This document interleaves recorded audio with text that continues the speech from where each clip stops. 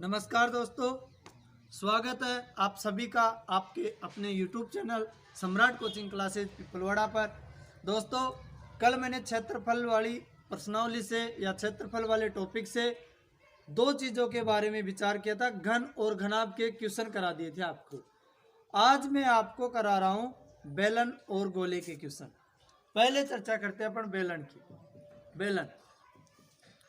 बेलन का पृष्ठीय क्षेत्रफल, बेलन का संपूर्ण पृष्ठीय क्षेत्रफल और बेलन का आयतन, इन तीनों सूत्रों के क्वेश्चन आज अलग अलग कराऊंगा। और आज एक ऐसा तरीका बताने वाला हूं जिसे आप कभी भूल ही नहीं सकते। वीडियो को अंत तक देखना और पसंद आ जाए तो लाइक कमेंट शेयर कर देना। अब मैं आपको बेलन के तीनों सूत्रों से अवगत कराता हूं। ये आपके बीच में बेलन का चित्र है।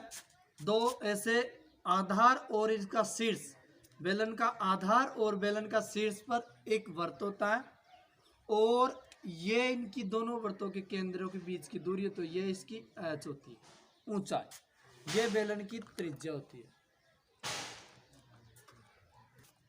अब अपने को बेलन का पृष्ठीय क्षेत्रफल पूछेगा या वो ये कह देगा वक्र पृष्ठीय क्षेत्रफल। तो अपने को क्या है, इस वृत्त की परिधि, वृत्त की परिधि एक सूत्र से मैंने याद कराया था, तुमसे मोहब्बत तुमसे प्यार, परिधि का सूत्र 2 पाई आर। आप भूल तो कभी भूला नहीं सकते उस तरीके को।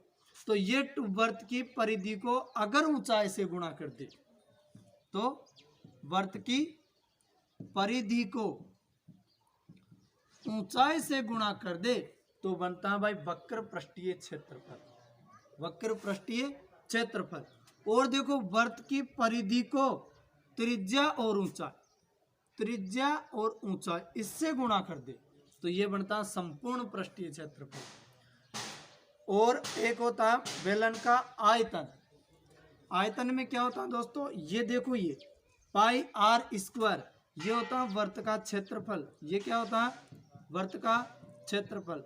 क्षेत्रफल को ऊंचाई से गुणा कर दे तो आयतन होता है। ये सूत्र आपके बहुत इंपॉर्टेंट है। आप देखो 2 पाई आर एच, ये सूत्र मैं आपको एक शॉर्टकट शायरी के माध्यम से इन सूत्रों को बहुत इजी तरीके से याद करवाता हूँ। अभी देखो, बेलन में ये वृत्त होता है, इस वृत्त का आधार क्या होती है, ये त्रिज्या। त्रिज्या के बिना ये फिक्स नहीं हो सकता कि वृत्त कितना बड़ा या छोटा।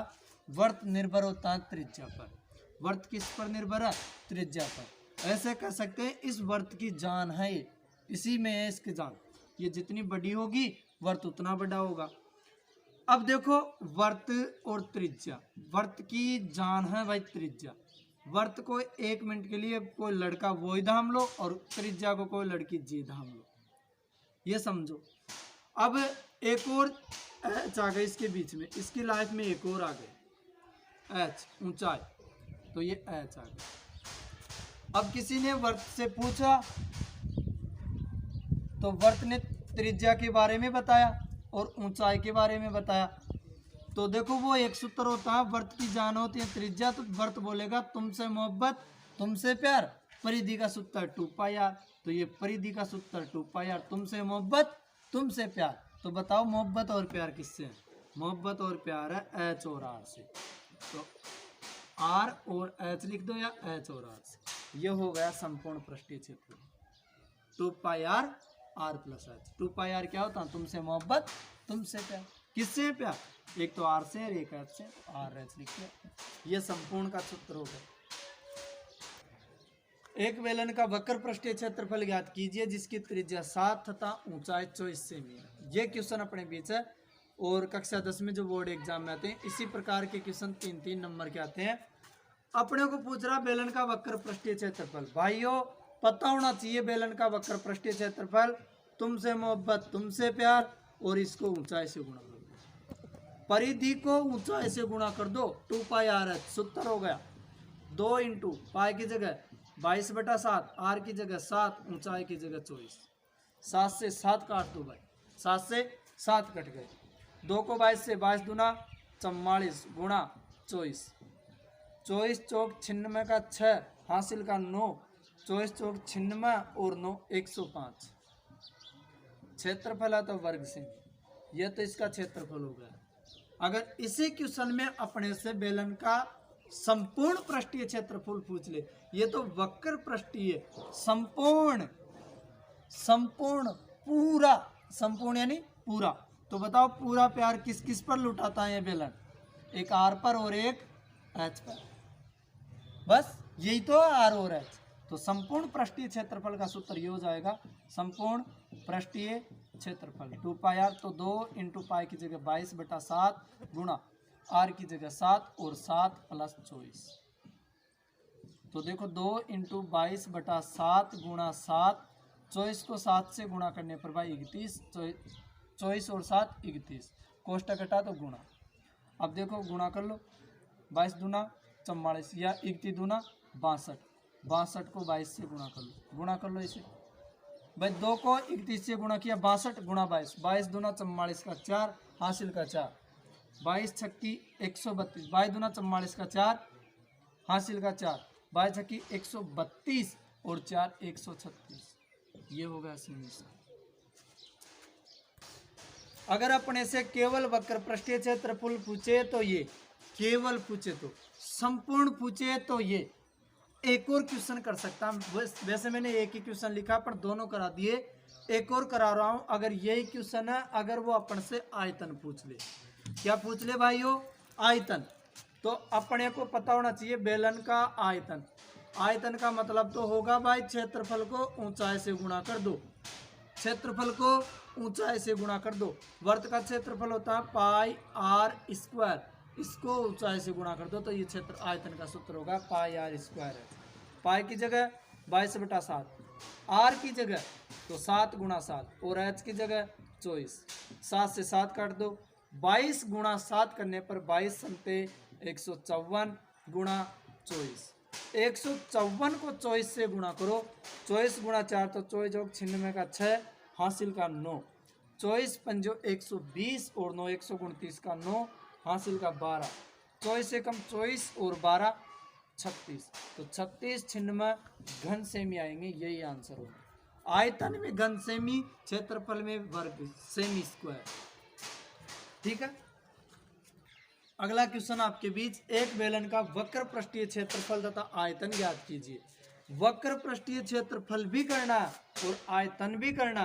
पहला अपन से पूछ रहा बेलन का वक्र पृष्ठीय क्षेत्रफल, वक्र पृष्ठीय क्षेत्रफल, इसका सूत्र होता है दोस्तों 2 पाई आर एच।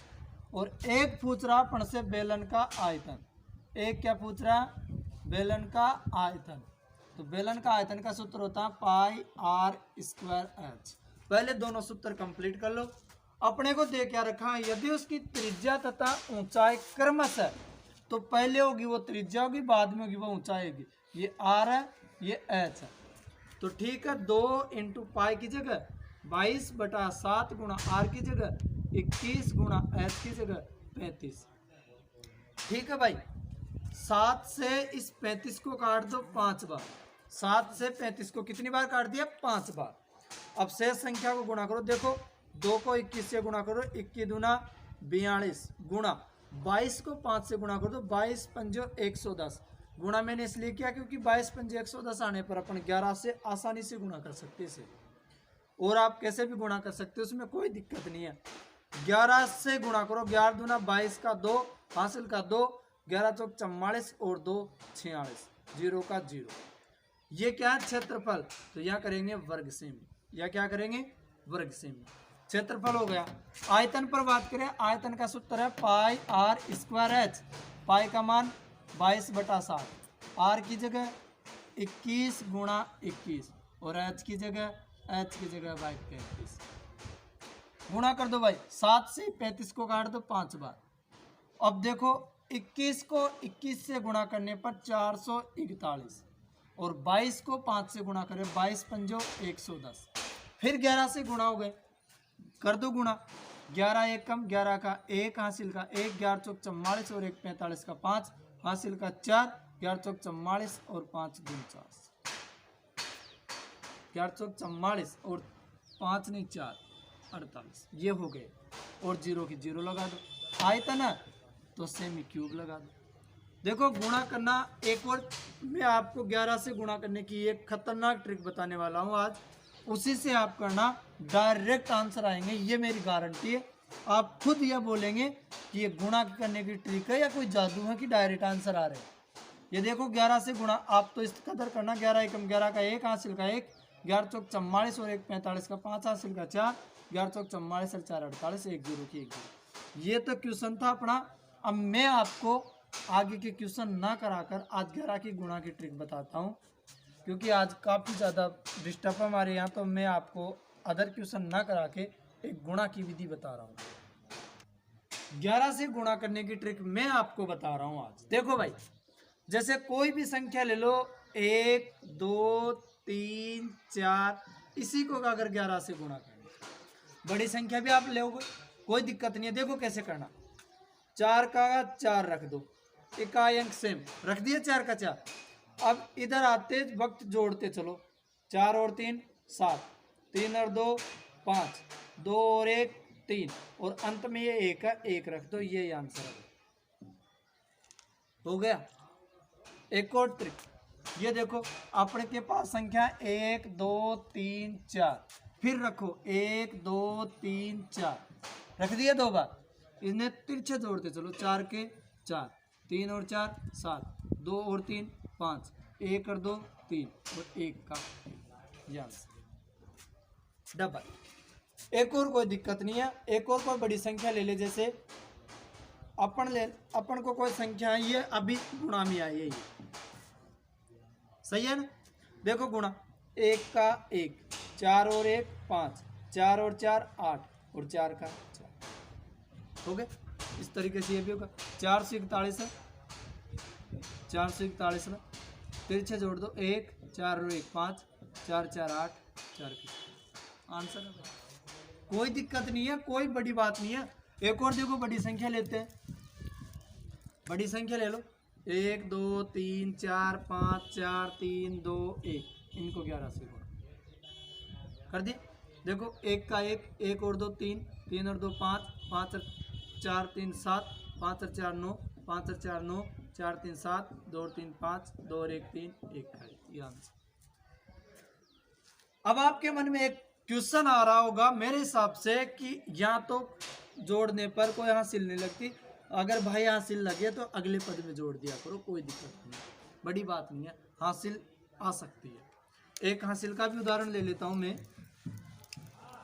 एक बड़ा क्वेश्चन ले लिया, जैसे 7 8 9 गुणा 11, इससे बड़ा क्या ले भाई। देखो 9 का 9, 9 का 9 लिख दिया, 9 और 8 17 का 7 हासिल का 1, 7 और 8 15 और 1 हासिल का 16 का 6 हासिल का 1, 7 और 1 का, ये लो कोई दिक्कत नहीं।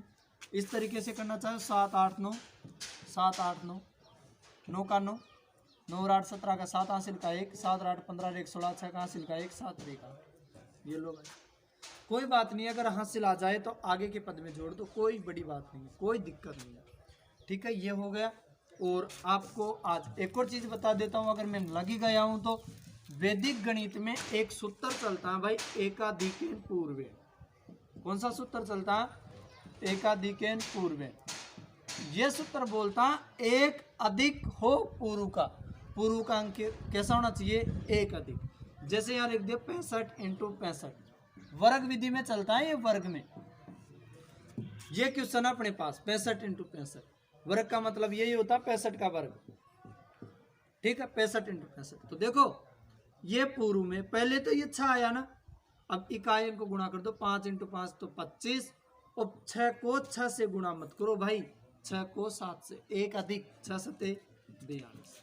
जैसे ये बड़ी संख्या 105 × 105 ये ले ले, तो इसके पूर्व में कौन सी संख्या? 10 10, 5 5 को गुणा कर दो, 5 × 5 25।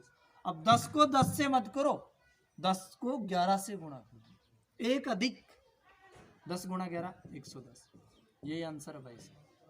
कोई बड़ी बात नहीं है, गुणा करने के लिए एक स्पेशल वीडियो बनाऊंगा मैं एक दिन, काफी ज्यादा चर्चा में रहेगा वो वीडियो, आप टेंशन मत लो। आप अपने अंगुलियों पर गुणा करके बता सकते हो बिना किसी गुणा किए, जैसे अपन ने यहाँ गुणा नहीं किया तो भी कर सकते हैं, या डायरेक्ट आंसर, ठीक है।